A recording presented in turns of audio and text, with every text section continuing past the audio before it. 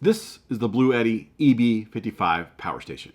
It comes with multiple DC and AC outputs, allowing you to run up to 13 devices at once. What's up, YouTube? Welcome back to DIY Reed. My name is Reed, and if you're new to my channel, please consider subscribing. I cover a range of topics, including tech reviews, home automation, and how-to videos for both home and automotive. In this video, we're going to be taking a deep dive into the Bluetti EB55 power station. I've always had this little need for a mobile power station for things like tailgating, camping, and other things similar to that.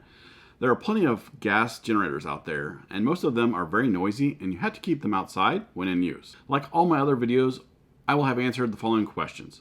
How much does this thing cost? What do you get in the box? Some of the key features with a quick overview of what it looks like. We will also test it out with some of the power tools just for fun to see what it powers up. And then I'll share my final thoughts. The Bluetti EB55 power station retails for about $499. I'll leave a link in the description below so you can check it out, and current pricing, as it can fluctuate a little bit. There are quite a few different sizes of power stations Bluetti has to offer, so I'll link a few of those as well in the description, just so that way you can find one that suits your needs. So let's go ahead and take a look at what you get in the box. Here's what you get in the box. You get the power station right here. You have the power brick here with a vent, and it gets powered off of this cord, plugs into that. Then you also have the capability of plugging this in and charging it off of your vehicle through your cigarette lighter.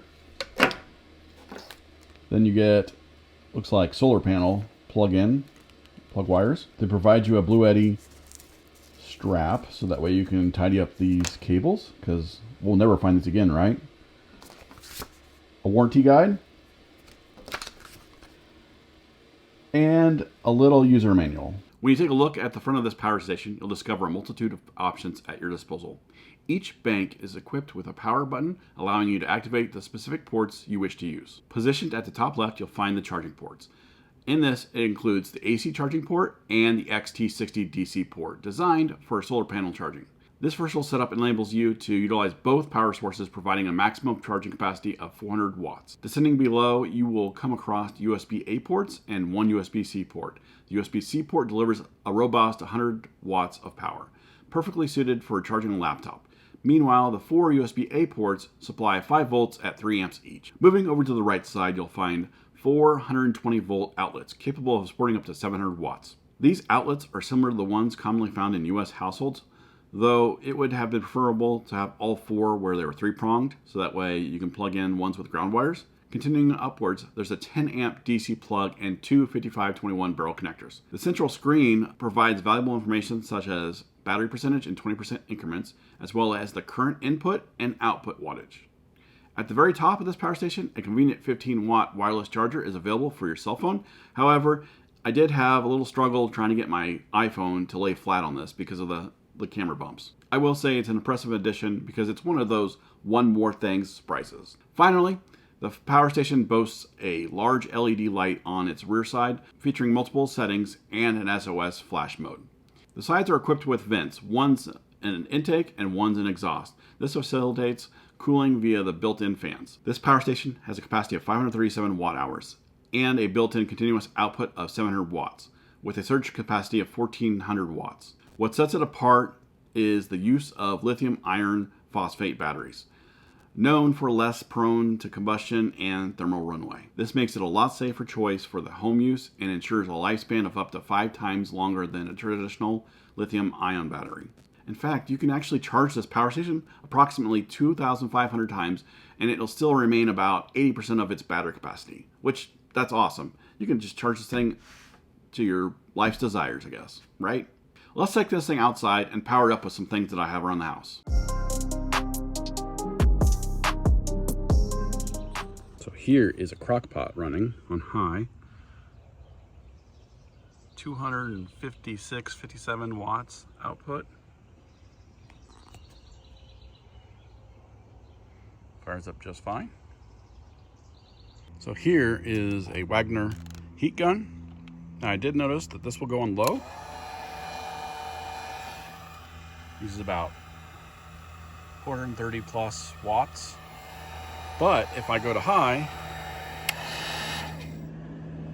throws overload. I can't really see it on there, but it works on low. Here I'm charging one of my batteries from a Kita drill. And it's only using about, well, it jumped up pretty quick there. I was gonna say 171, but now it's 213. Maybe that's peak. They'll level out a little bit. But I'm able to charge that. This power station is an excellent choice for powering devices with a maximum wattage of 700 watts or less.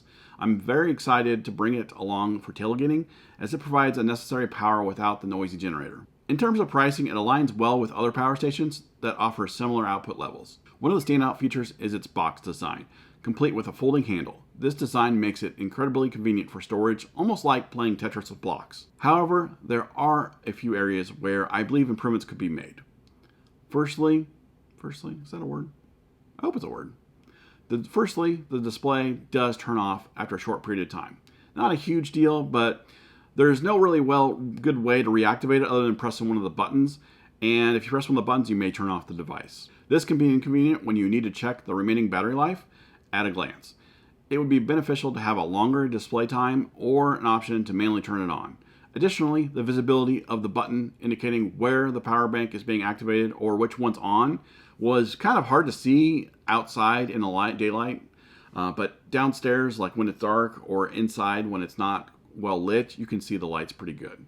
Another aspect I'd like to see improved is the display of the battery percentage. Instead of the current 20% increments, it would be more useful if it showed the actual percentage remaining. Furthermore, having an estimate of time remaining on the battery as well as time remaining on charging would be a lot more valuable. Now, one of the biggest advantages of the Bluetti power station, as opposed to others, is the utilization of the lithium iron phosphate batteries. These batteries allow for over 2,500 cycles or charge cycles before experiencing any decline in capacity.